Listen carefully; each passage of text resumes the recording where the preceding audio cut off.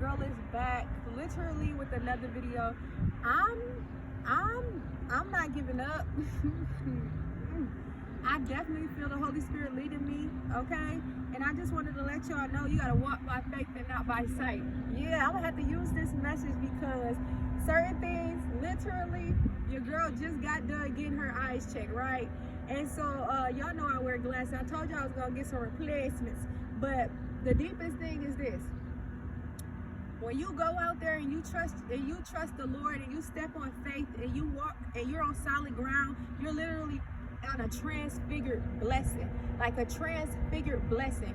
So much so, just like Moses when he had to leave his sandal behind. You know how you have certain things where, my God, let's say like these little shoes I got on, these little flats, I can care less about them. To me, they were comfortable. You know what I'm saying? They like kind of like comfortable, so much so I even wear them as hot shoes if I can, child. But see, there are certain things that when you get on holy ground, you just slap them off, take them off. You know what I'm saying?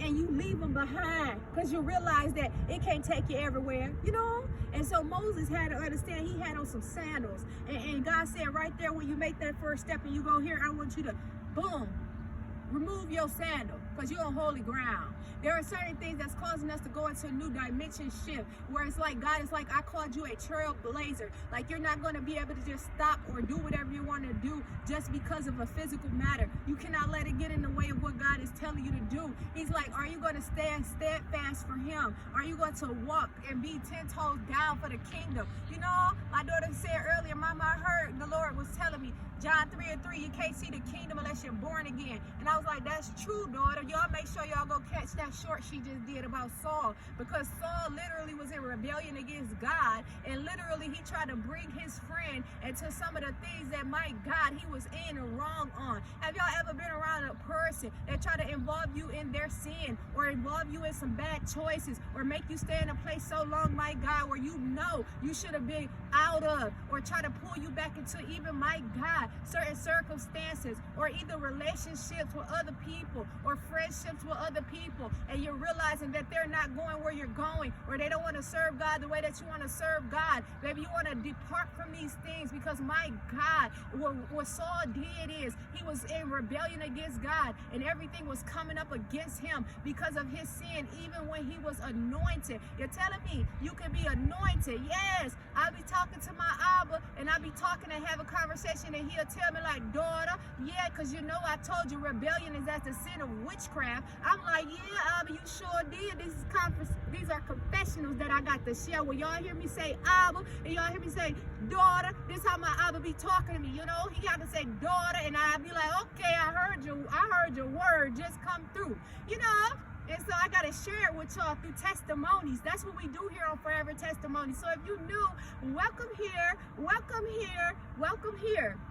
But I definitely want to let y'all know in this season, God is saying, can two walk together unless they be agreed? So there are so many fruits that God is showing and allowing to be revealed because he wants you through free will to make the right choice. Saul told his armor bearer, can you kill me? His armor bearer was terrified. He was like, there was something in his wire where he knew that Saul was anointed. I mean, you put such a responsibility on a person and you expect for them to show up in such a way, my God, where it's making them be drained or it's dragging them down. And my God, certain things just can't happen like that. And so, my God, what somebody else's choices and what they tend to do can cause you certain things that bring you into certain situations where you would need a supernatural rescue that look like Jesus. And see, Jesus loves us so much. He'll come in and he'll step down in a moment and he'll let you know the way, the truth, and the life. And so all the fruits that is not in accord of his way, baby, they start revealing that they're too much for you to bear. And so when the armor bearer chose to say no, guess what? Saul went and killed himself. And so we rebuke and denounce a spirit of suicide and soul-tied covenants and all of these relationships that God did not call you in. Because did you know he had the thought of suicide because of his rebellion against God, and he kept going his own way, but God kept forewarning him of everything he was doing. But did you know if you're lukewarm too long, God say he will spit you out, and you don't want to be in a reprobate mind. And if somebody is in it, baby, you got to pray for them, and you got to step away from it because of what their decision is and what they can't see in the midst of the confusion will try to take you out. And so, my God, we only know that Jesus is the one who rise from the death. Okay, so we're talking about we got the Most High God. That situation where you say, I'm not going there to that party. I'm not partnering with nobody. I'm going to sit there and I'm going to move and I'm going to take root to the next dimension of where God sent me. It'll save your life so much so that the supernatural rescue and breakthrough on your life will open the door for somebody else's life because of your testimony, my God, about Christ and what he did for you. God is saying he is trying to deliver his children. But see, God said that we all have free will. So he's not going to force us to do this and go here and do this. My God. But when you wake up sooner, Lazarus had to come out. You know